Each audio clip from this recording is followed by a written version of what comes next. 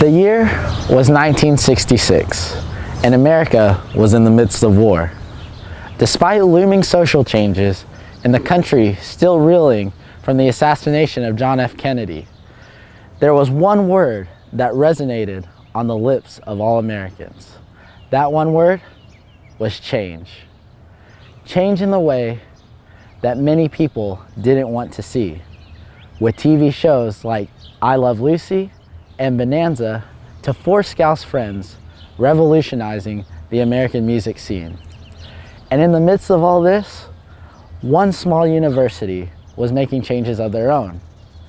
But those changes were done in the Marianist way. From the admission of women into the university, and also men leaving to serve their country in Vietnam.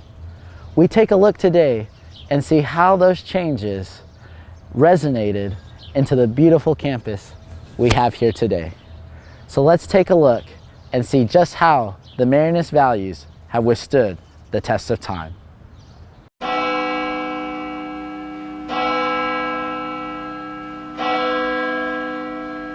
What it means to me is excellence, sheer excellence. Loyalty. I'd say caring. Family love. Perfect words to describe a major part of St. Mary's folklore, the Marianists.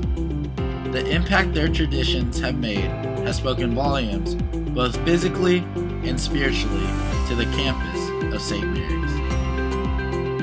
What they brought to the campus was, of course, a great devotion to the Blessed Mother, and with that, what we call family spirit, which is a very special characteristic, something that the Marianists strive to live very much.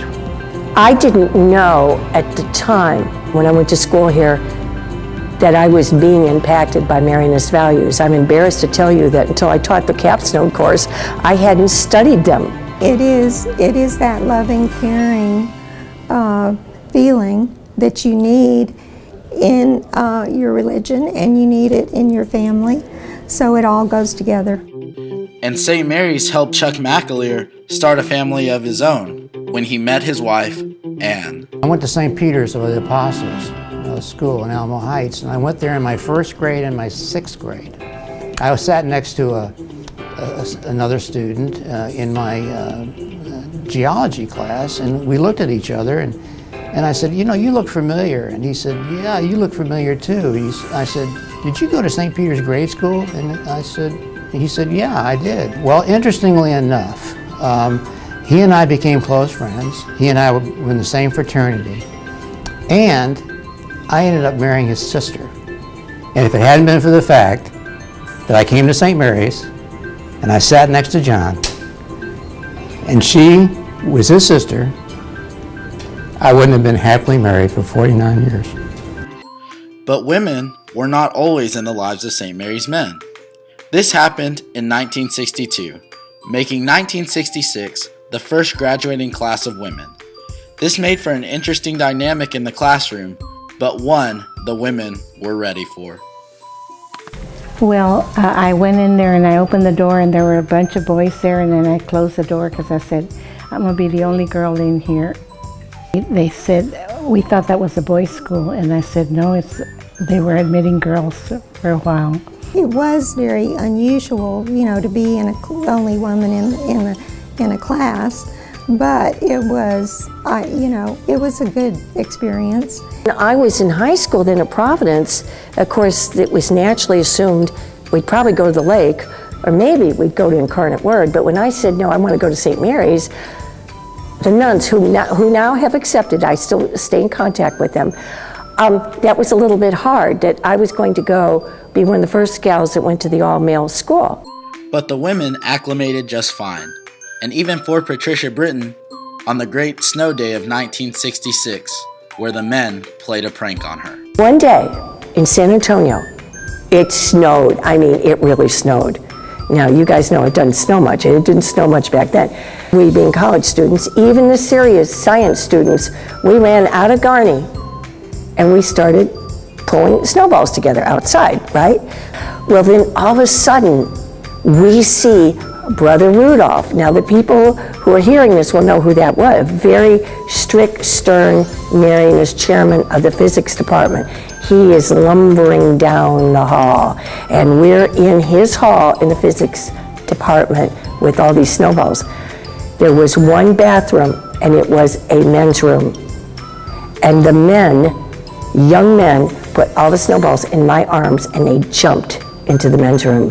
Memories of courtyard trombone playing is fresh on the mind of Father George Montague, but he recalls a moment when a student felt the presence of God during a thunderstorm. The most interesting thing that happened in 1966 that I can remember is that we had a tremendous thunderstorm that hit the campus.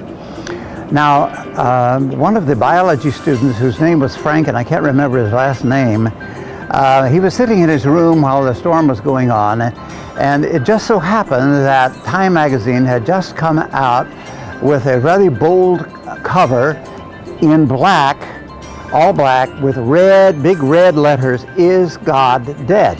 He said, "Okay, if there is a God, show me." Well, within just a matter of seconds after he said that, lightning struck that corner of the tower that you will see there. It's been restored now, but it knocked off about 100 pounds of brick and mortar and cement down to the ground right in front of him, you know. He was scared to death, and he was so scared that he ran down the three flights of stairs, ran over right away to the chapel, knelt down, and he said, "Oh God, I didn't mean it, I didn't mean it." But a little lightning would not stop this campus from growing, and the university will hold its 100th Oyster Bake this coming April. At that time, Oyster Bake was smaller. It was just a few alumni, and now it's gigantic. When I went here, it was, very small. It wasn't anything like it is now. So it's really, really grown, and, the whole city comes. It's not just like the campus that goes. Even with the addition of faces and places, St. Mary's remains a place alumni can call home. Where the older buildings are, it still has a lot of that, I guess the old charm from the days when I went here. I think it's wonderful because now they have a lot of girl dorms, and they have a lot of technology, and it's just beautiful. It is astonishing. Sometimes I stop and say to the young people who consistently open a door or consistently polite, that you're the most amazing people ever. Well, I think the Marianist values and traditions will exist forever. Even with change, St. Mary's remains a true testament to the Marianist institution, providing a sense of community to those lucky enough to step foot on its wonderful grounds.